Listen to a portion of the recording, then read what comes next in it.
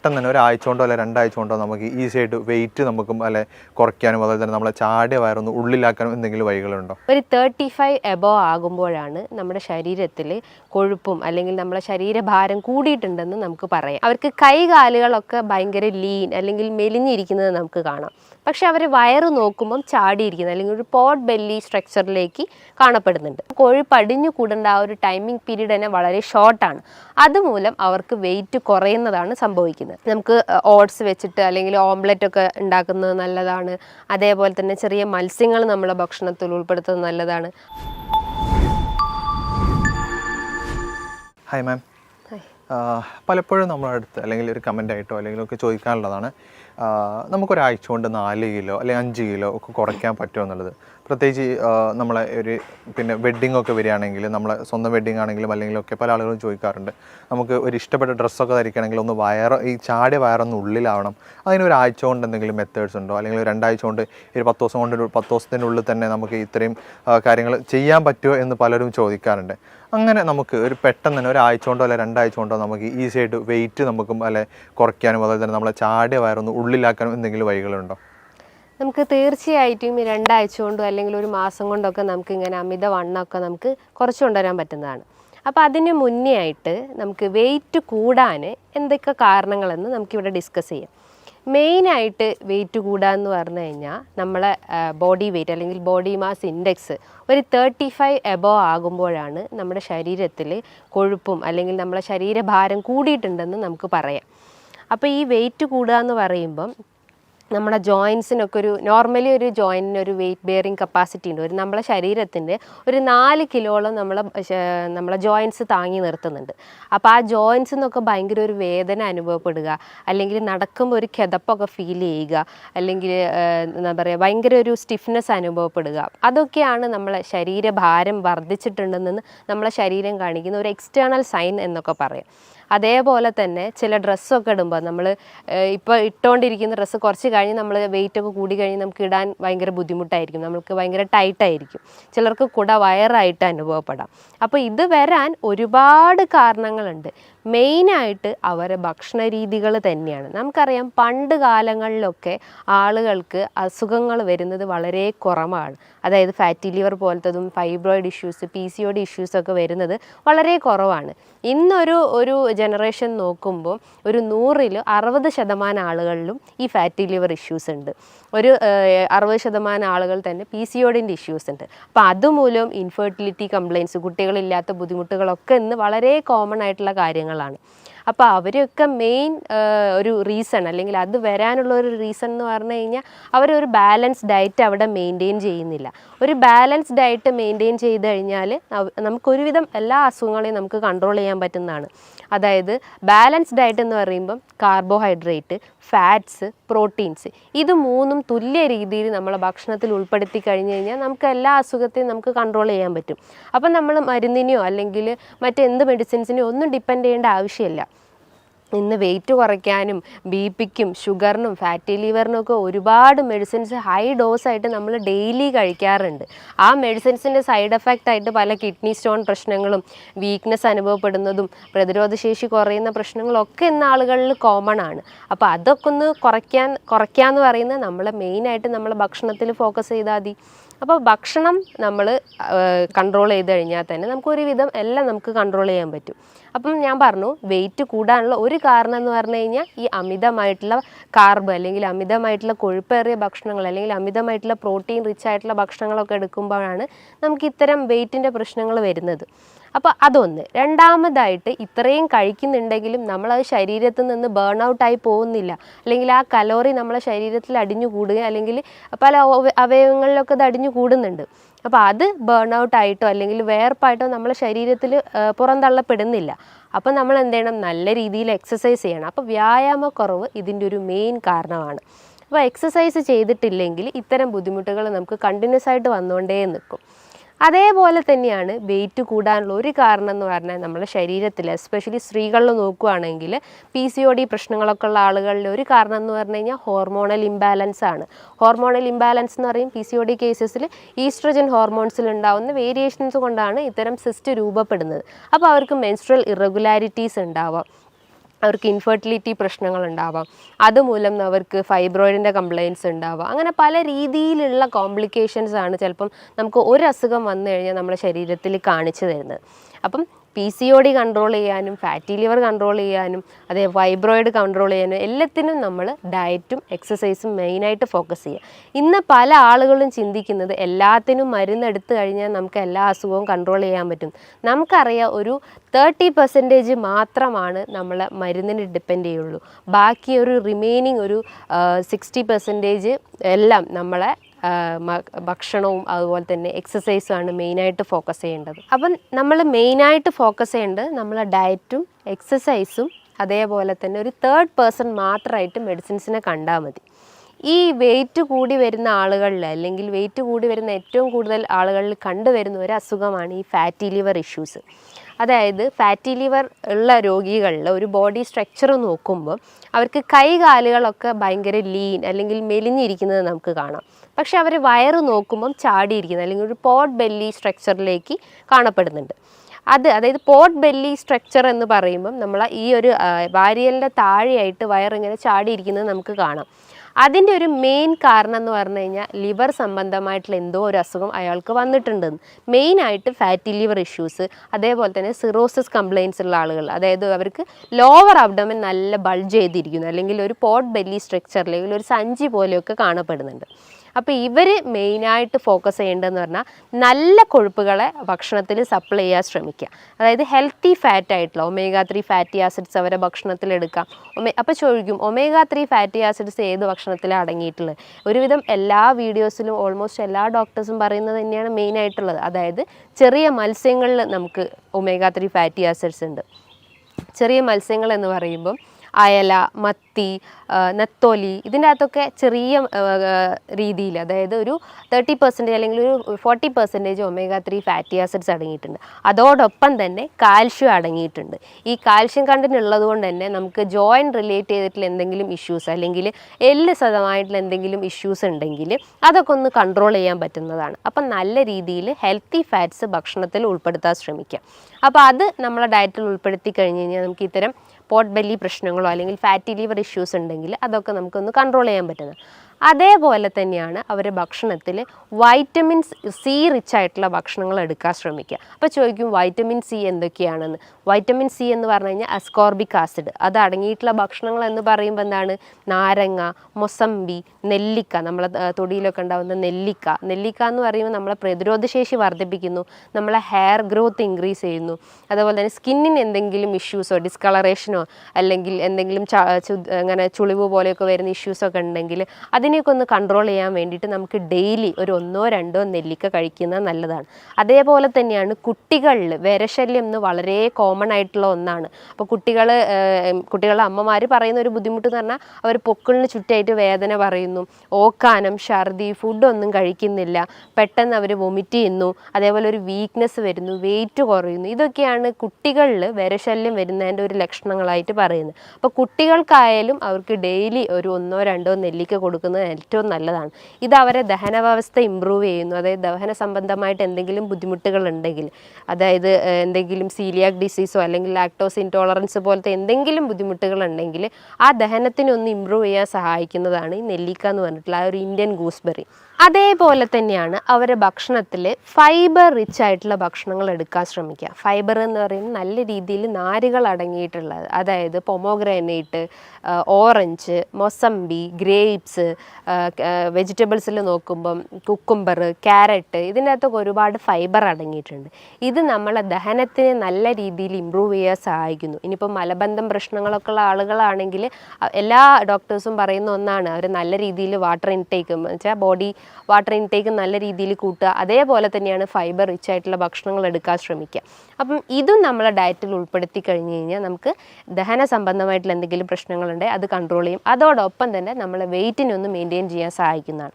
അതേപോലെ തന്നെയാണ് അവരുടെ ഭക്ഷണത്തിൽ പ്രോട്ടീൻ്റെ കണ്ടൻറ്റും ഇൻക്ലൂഡ് ചെയ്യാൻ ശ്രമിക്കുക. പ്രോട്ടീൻ എന്ന് പറയുമ്പം ചെറിയ മത്സ്യങ്ങളാവട്ടെ, നട്ട്സ് ആവട്ടെ, സീഡ്സ് ആവട്ടെ, പംകിൻ സീഡ്സ്, ഫ്ലാക്സ് സീഡ്സ്, ബദാം, ആൽമണ്ട്, ഇതൊക്കെ അവരുടെ ഭക്ഷണത്തിൽ ഉൾപ്പെടുത്തി കഴിഞ്ഞ് കഴിഞ്ഞാൽ അവർക്ക് ഒരുവിധം എല്ലാ ലൈഫ് സ്റ്റൈൽ ഡിസീസസും അവർക്ക് കൺട്രോൾ ചെയ്യാൻ പറ്റും. ഇന്ന് ഒരുവിധം അസുഖങ്ങൾക്കൊക്കെ മെയിൻ കാരണം എന്ന് പറഞ്ഞു കഴിഞ്ഞാൽ അമിതമായിട്ടുള്ള മദ്യപാനമാണ്, അല്ലെങ്കിൽ അമിതമായിട്ടുള്ള പുകവലിയാണ്. അപ്പോൾ ഈ പുകവലിയും മദ്യപാനമാണ് നമ്മളെ ഫാറ്റി ലിവറിനെ ട്രിഗർ ചെയ്യുന്നത്. സിറോസിസിൻ്റെ ഒരു മെയിൻ വില്ലനായിട്ട് പറയാം, നമുക്ക് ഒരു 10% വില്ലനായിട്ട് നമുക്ക് പറയാം ഈ ഒരു ആൽക്കഹോളിക് അഡിക്ഷൻസ് ആണ്. അപ്പം എല്ലാ അസുഖത്തിനെയും നമുക്ക് തടഞ്ഞു നിർത്താൻ പറ്റുന്നതാണ് നമ്മൾ ഈ പൂർണ്ണമായിട്ടും ആൽക്കഹോളും സ്മോക്കിംഗ് അഡിക്ഷൻസ് ഉണ്ടെങ്കിൽ അത് പൂർണ്ണമായിട്ടും ഒഴിവാക്കാൻ ശ്രമിക്കുക. അതേപോലെ തന്നെ ഈ കുടവയറ് അല്ലെങ്കിൽ അമിതവണ്ണമുള്ള ആളുകളിൽ ഒരു കണ്ടീഷനാണ് ടയേർഡ് ബെല്ലി ഫാറ്റ് എന്ന് പറയും. ടയേർഡ് ബെല്ലി ഫാറ്റ് എന്ന് പറയുമ്പം 2 ടയർ രൂപത്തിലായിട്ട് ഇങ്ങനെ വയറ് കിടക്കുന്നു. ഒന്ന് നമ്മുടെ വാരിയലിൻ്റെ താഴെയായിട്ടും ഒന്ന് നമ്മുടെ ലോവർ അബ്ഡമനിലായിട്ടും ഇങ്ങനെ വയറ് ചാടി കിടക്കുന്നത് കാണാം. ഇതിൻ്റെ ഒരു കാരണം എന്ന് പറഞ്ഞു കഴിഞ്ഞാൽ അവർ നല്ല രീതിയിൽ ഭക്ഷണം കഴിക്കുന്നു, അതായത് അമിതമായിട്ട് വലിച്ചു വാരി കഴിക്കുന്നു. ഒരു പ്രോപ്പർ ടൈമിംഗ് അവിടെ മെയിൻറ്റെയിൻ ചെയ്യുന്നില്ല. ബ്രേക്ക്ഫാസ്റ്റ് എന്ന് പറയുമ്പോൾ നമുക്കറിയാം ഒരു ബ്രെയിൻ ഫുഡായിട്ടാണ് വർക്ക് ചെയ്യുന്നത്. അപ്പോൾ പ്രോപ്പർ ടൈമിങ്ങിൽ ബ്രേക്ക്ഫാസ്റ്റ് കഴിച്ചിട്ടില്ലെങ്കിൽ നമുക്ക് ആ ഒരു ഫുൾ ഡേ റൂട്ടീൻ തന്നെ നമ്മൾ ഡിസോർഡേർഡ് ആയിപ്പോകും. കാരണം നമ്മളെ ദഹനത്തിന് അല്ലെങ്കിൽ നമ്മളെ വയറിനറിയാം നമ്മൾ ഇന്ന ടൈമിലാണ് ഫുഡ് കഴിക്കുക. അപ്പോൾ ആ ഒരു ആ ഒരു ഡിസ്ഫങ്ഷൻ തന്നെ അവിടെ കറക്റ്റ് ആവില്ല. ഐ മീൻ പ്രോപ്പറായിട്ട് നമ്മളെ ദഹനം ഫങ്ഷൻ ചെയ്യുന്നില്ല. അപ്പം ബ്രേക്ക്ഫാസ്റ്റ് സ്കിപ്പ് ചെയ്ത് കഴിഞ്ഞാൽ ഇത്തരം ഇഷ്യൂസ് വരാനുള്ള ചാൻസസ് ഉണ്ട്. അതേപോലെ തന്നെ അവർ നല്ല രീതിയിൽ ഈ ഫ്രക്ടോസ് അല്ലെങ്കിൽ നല്ല രീതിയിൽ മധുരമേറിയ ഭക്ഷണങ്ങൾ എടുക്കാൻ ശ്രമിക്കുന്നത്.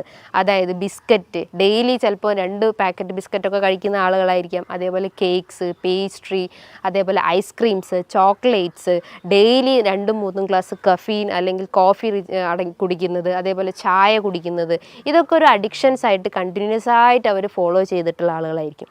അപ്പോൾ അത്തരം ആളുകളിലും ഇത്തരം ടയേർഡ് ബെല്ലി ഫാറ്റ് കണ്ടുവന്നിട്ടുണ്ട്. ഇതിനെ അവർ മെയിനായിട്ട് ശ്രദ്ധിക്കേണ്ടത് ഇത്തരം ദുശീലങ്ങളുണ്ടെങ്കിൽ അത് പൂർണ്ണമായിട്ട് ഒഴിവാക്കാൻ ശ്രമിക്കുക.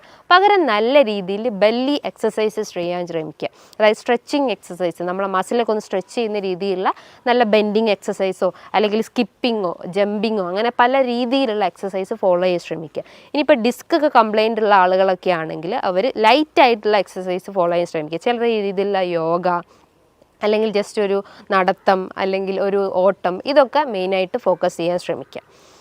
അതേപോലെ തന്നെയാണ് ഈ കുടവയർ അല്ലെങ്കിൽ വെയിറ്റ് കൂടി വരുന്ന കുറച്ച് ആളുകളിൽ കണ്ടിട്ടുള്ളതാണ് മോംസ് ബെല്ലി ഫാറ്റ് എന്ന് പറയും. മോംസ് ബെല്ലി ഫാറ്റ് എന്ന് പറയുമ്പോൾ ആ വാക്കുകൊണ്ട് തന്നെ നമുക്ക് ഉദ്ദേശിക്കാം, അതായത് സ്ത്രീകളിൽ പ്രഗ്നൻസി അല്ലെങ്കിൽ ഡെലിവറിക്ക് ശേഷം കാണപ്പെടുന്ന ഒന്നാണ് മോംസ് ബെല്ലി ഫാറ്റ്. ഇതിൻ്റെ ഒരു കാരണം എന്ന് പറഞ്ഞു കഴിഞ്ഞാൽ അവർ ആ ഒരു അബ്ഡോമിനൽ മസിൽസ് നന്നായിട്ട് സ്ട്രെച്ച് ചെയ്യും. ഇപ്പോൾ സിസേറിയൻ സെക്ഷൻ ആയാലും അല്ലെങ്കിൽ നോർമൽ ഡെലിവറി ആയാലും നല്ല രീതിയിൽ ആ മസിൽസ് ഒന്ന് സ്ട്രെച്ച് ചെയ്യാനുള്ള ചാൻസസ് ഉണ്ട്. അപ്പോൾ അതുമൂലമാണ് അവർക്ക് ഈ ഒരു കുടവയർ അല്ലെങ്കിൽ അമിതവണ്ണമൊക്കെ ഡെവലപ്പ് ചെയ്യുന്നത്. അപ്പോൾ അവരും മെയിനായിട്ട് ശ്രദ്ധിക്കേണ്ടത് അവരെ എക്സസൈസാണ് മെയിനായിട്ട്.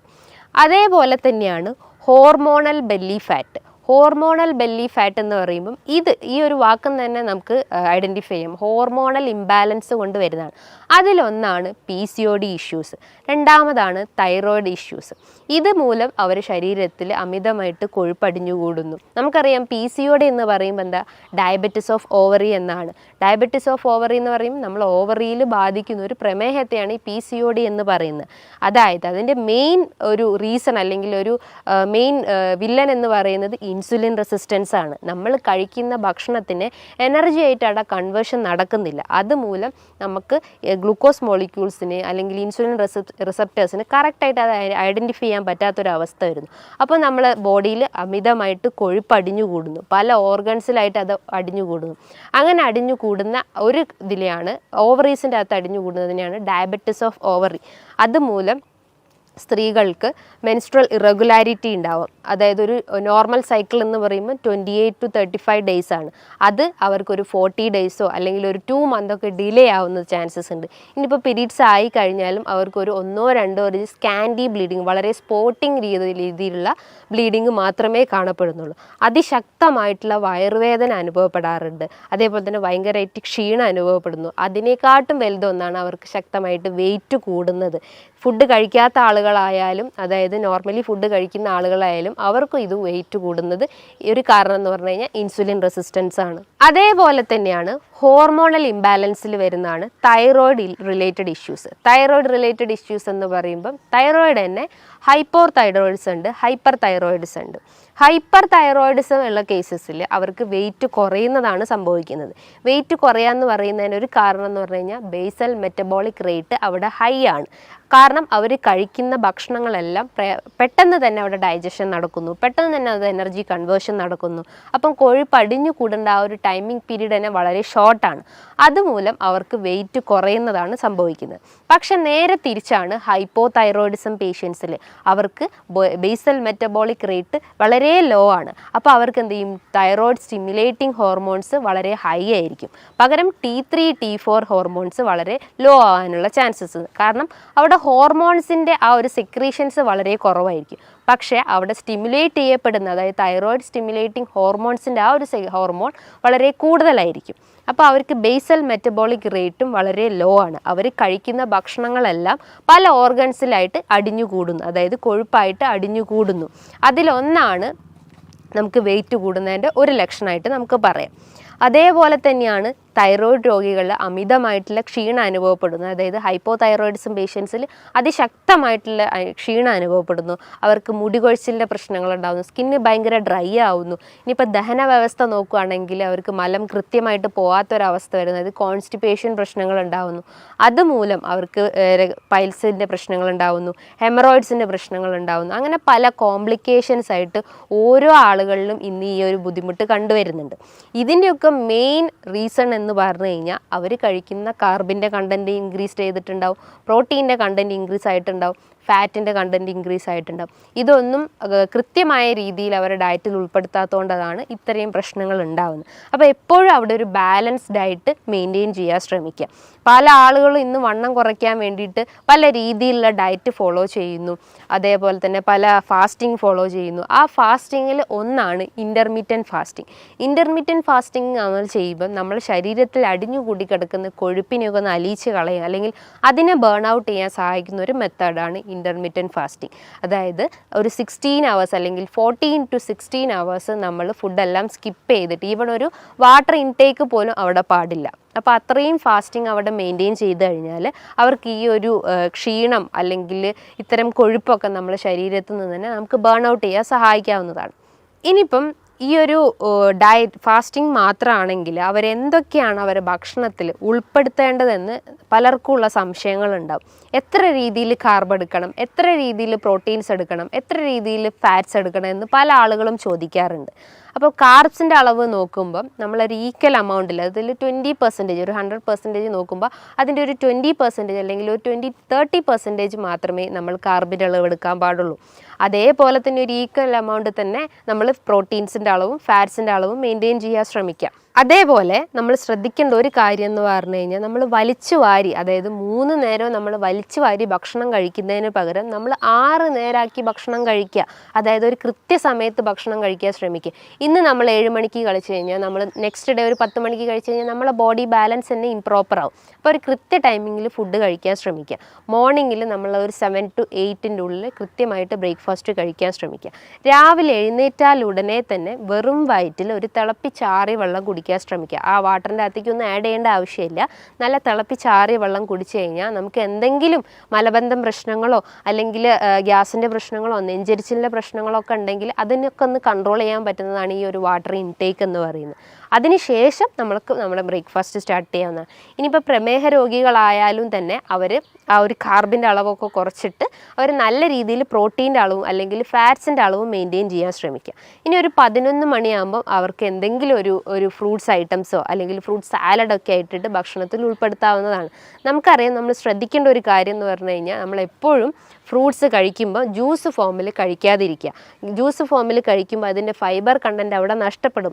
ആ ഒരു ഫ്രക്ടോസിൻ്റെ അളവ് അതിൽ ക്രമാതീതമായിട്ട് കൂടും. അത് കൂടിക്കഴിഞ്ഞാൽ നമ്മുടെ ശരീരത്തിൽ അതിൻ്റെ എമൗണ്ട് എത്തുമ്പം നമ്മുടെ ശരീരത്തിൽ ഗ്ലൂക്കോസിൻ്റെ അളവ് കൂടും. അതായത് ഗ്ലൈസമിക് ഇൻഡെക്സ് കൂടിയിട്ടുള്ള ഭക്ഷണങ്ങളാണെങ്കിൽ നമ്മൾ കഴിക്കുന്നത് കൃത്യമായിട്ടും നമ്മുടെ ശരീരത്തിൽ എന്തായാലും നമ്മുടെ രക്തത്തിൽ പഞ്ചസാരയുടെ അളവ് എന്തായാലും കൂടിയിരിക്കും.